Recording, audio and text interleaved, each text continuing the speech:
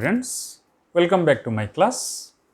Today we are going to study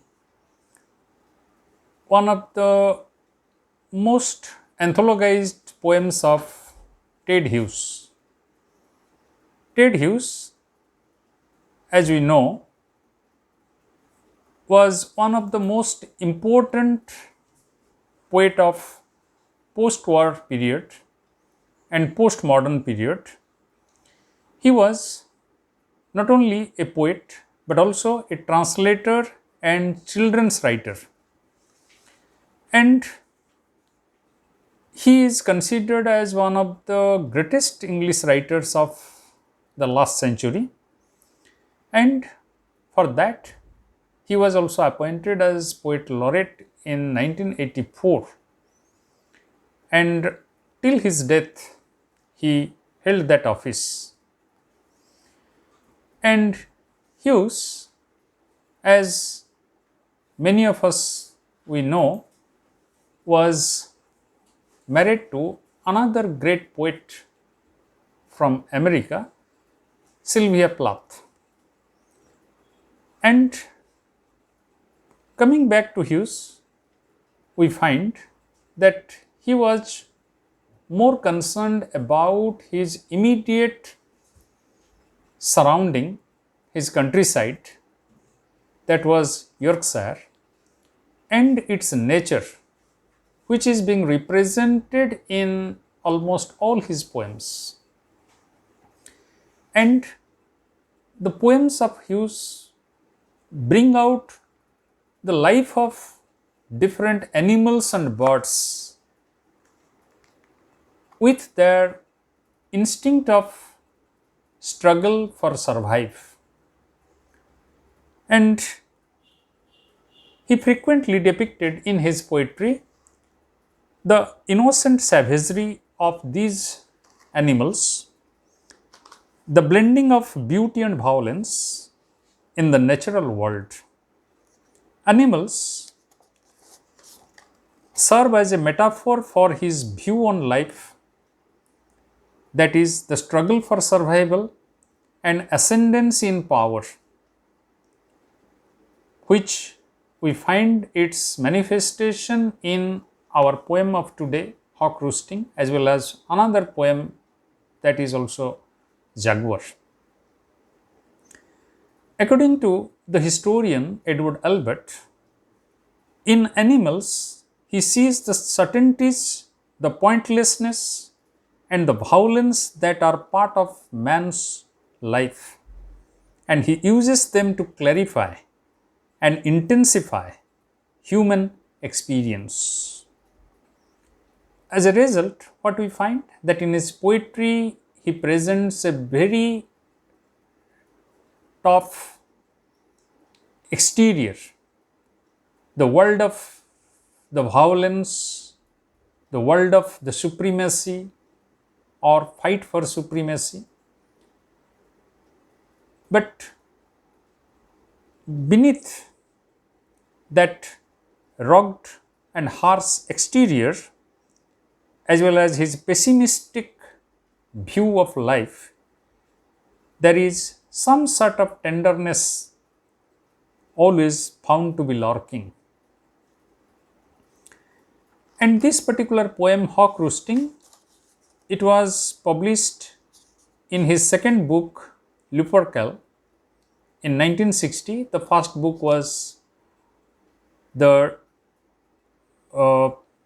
first book was also in the Hawk series, and in this particular poem, Hawk Roosting, he presents the first person monologue, which is a dramatic monologue, and it depicts the presentation of power, exploring human attitude in animals and birds. And sometimes even we find that attitude is having a strain of hubris, which is also manifested in this protagonist. And this particular poem is presenting the theme of nature, power, leadership, and war. So many critics are of opinion that Hughes in this poem is not only depicting the hawk, but through hawk, he is trying to present the despotic characters in his contemporary world for whom the world wars were fought. And the mankind was led to the brink of its existence. So we find in this poem the metaphor where the hawk is presented as a metaphor for those tyrannical autocratic characters. The poem is divided into 6 stanzas of quatrains, and they are written in the regular rhythm. So the poem begins like this: I sit in the top of the wood, my eyes closed, in action, no falsifying dream, between my hooked head and hooked feet, or in sleep, or rehearse perfect kills and eat. So the hawk is roosting on the top of the wood, my eyes closed. So the beginning of the poem is bringing out a very domineering, egotistical spirit within the protagonist, the hawk, who is also the presenter, the narrator. It sits on the top of the wood, its eyes closed in action. Its eyes are closed, but it is depicting the inaction of the body, but the mind is very much agile and active. No falsifying dream. There is no falsifying dream. Between my hooked head and hooked feet, or in sleep, rehearse perfect kills and though it is sleeping, but in its sleep also, it is equally aggressive, equally violent, because it rehearses perfect killing and eating. How to kill perfectly, not only killing, but killing perfectly. Here we can make a comparison with Hitler, because we know that when Hitler wanted to kill the Jewish people from his kingdom, from his state, he wanted to kill them perfectly and very cheaply. So he devised the gas chambers, he devised the mass killings of the people by using disharmonic sounds within the chambers. So here also the hawk is rehearsing how to kill perfectly. It will kill, but it will kill perfectly and eat. The convenience of the high trees, the air's buoyancy and the sun's ray are of advantage to me. And it is claiming, it is projecting itself as if it is the supreme power. The convenience of the high trees, because it can fly up to the top of the wood. So it is safe from all other animals and birds, and it can lord over them. It is a perfect place for it, from where it can watch the whole world. The air's buoyancy and the sun's rays are of advantage to me. So everything in this world, the air, the sunlight, everything is of advantage to it. And the earth's face upward for my inspection. Look at this particular line. The earth's face upward for my inspection. It is exuding a great self-confidence, a great power of an autocratic, despotic character who is feeling that the whole earth is facing it, looking upward to it as if it is the monarch and the earth is its poor subject. The earth is craving for mercy. The earth is opening itself to the hawk to rule over it. My feet are locked upon the rough bark. It took the whole of creation to produce my foot, my each feather. Now I hold creation in my foot. The third stanza is even more egotistical. It is more dismissal in tone about the others in the creation. My feet are locked upon the rough bark. It is pointing towards its power. Even in its feet, there is enough power to lock the rough bark on which it is perching. It took the whole of creation to produce my foot. The whole of creation, she is capital, to produce my foot. Its foot is being produced by the sum total of the strength and beauty of the whole creation. It boasts. My each feather now I hold creation in my foot, and each of its feather is also created from the power and energy and the beauty of the whole creation. I hold creation in my foot.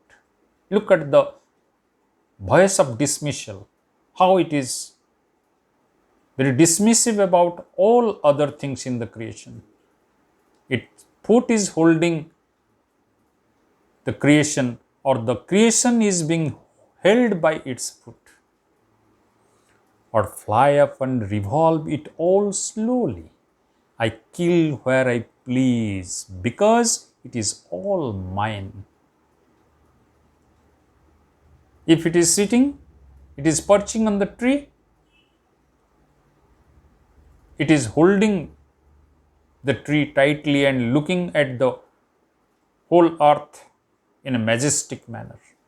And when it is flying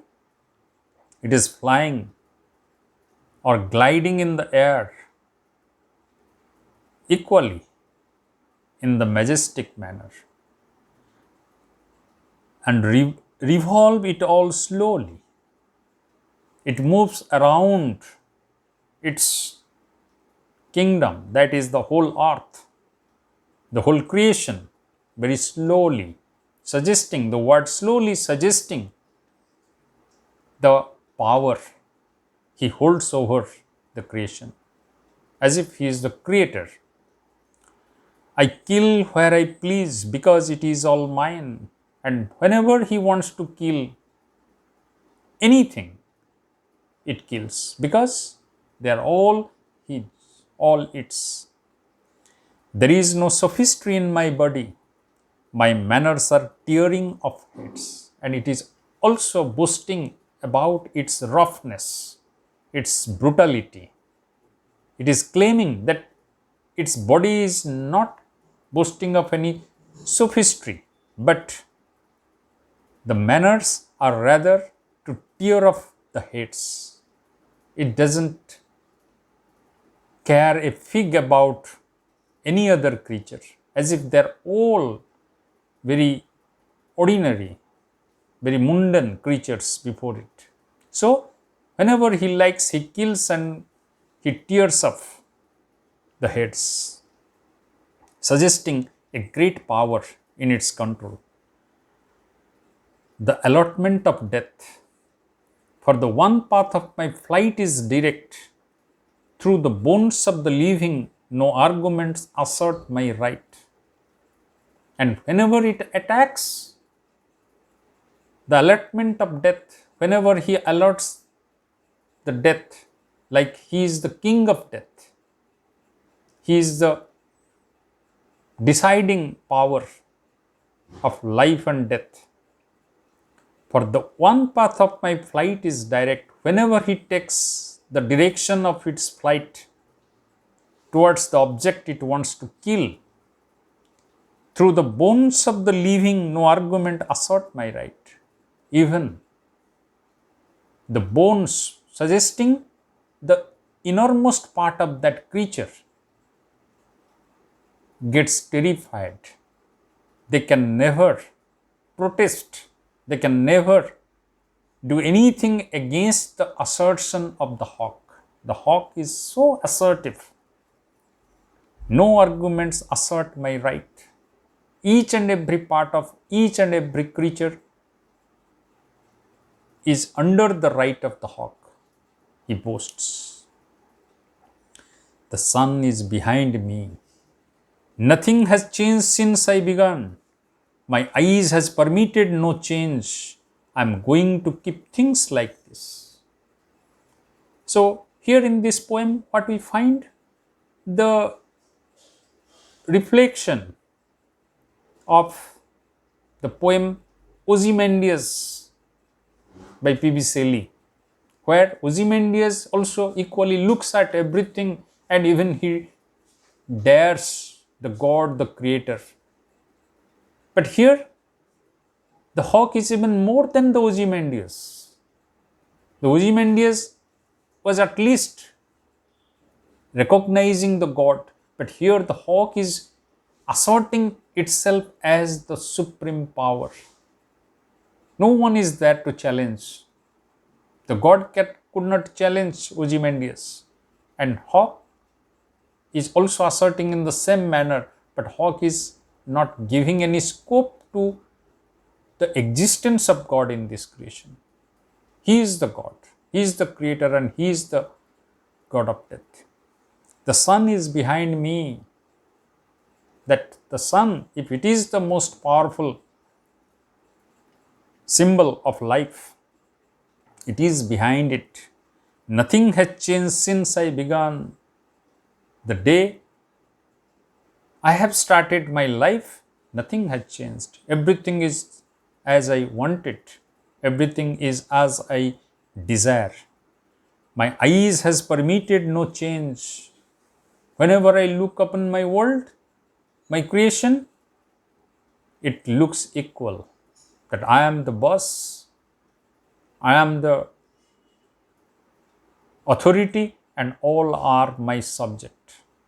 I have the freedom to kill, freedom to eat anything, anytime, anywhere. I am going to keep things like this. The final line is also suggesting the continuity of that absolute power in the hands of, in the feet of the hawk. I am going to keep things like this. It won't let up anything. So here what we find? That the repetition of the first person I in the poem several times, and it implies arrogance, self-centeredness, and egotistical nature highlighted within it, within the poem. And sometimes he has also used the negatives. The negatives suggest relying on strength and brute force. And the language is simple and direct, that is contrasted with the violent imageries. The whole poem is projecting an uninterrupted violence. The imageries of violence are being presented here. And the 6 stanzas, they can be divided into 3 groups. The first 2 stanzas depicting physical nature, superiority of the power, physical power. The 3rd and 4th stanza presents self-visualization of the protagonist of the hawk, its power of nature. And in the last 2 stanzas, the poet is trying to justify that arrogance, that egotism within this tyrannical character, this despotic character.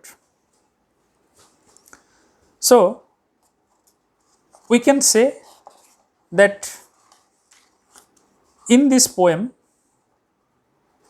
and also in other poems, but in this poem particular, we find Hughes sees power and vitality as essential principle, always contending against death, the failure of God to create a satisfactory universe, the ever present strength of evil, and the personal survival as the only goal to achieve.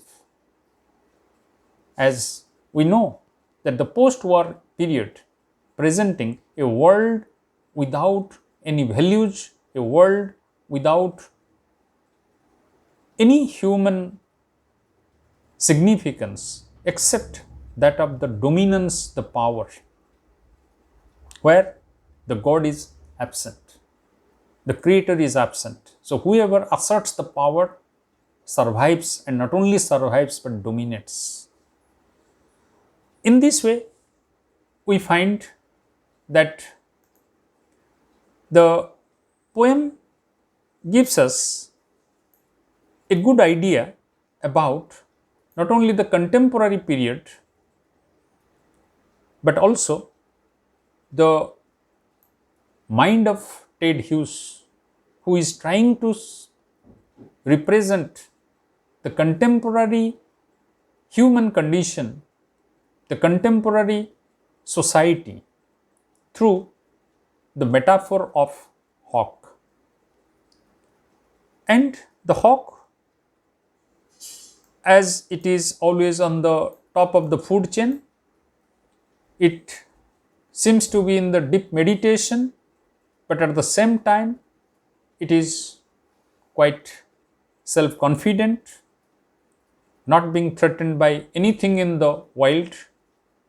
Therefore, it can easily close its eyes and not to worry about its surrounding.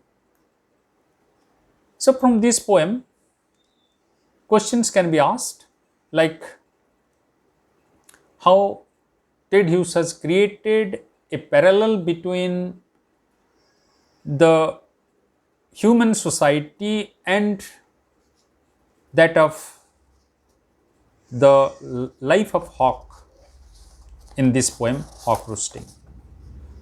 So here we can explain about Hughes's attitude of exploring human attitude in animals, and particularly the wild animals and birds, and also taking into consideration the contemporary period and its human values and thoughts. And another question also can be asked about the technical aspect of the poem, the structure of the poem.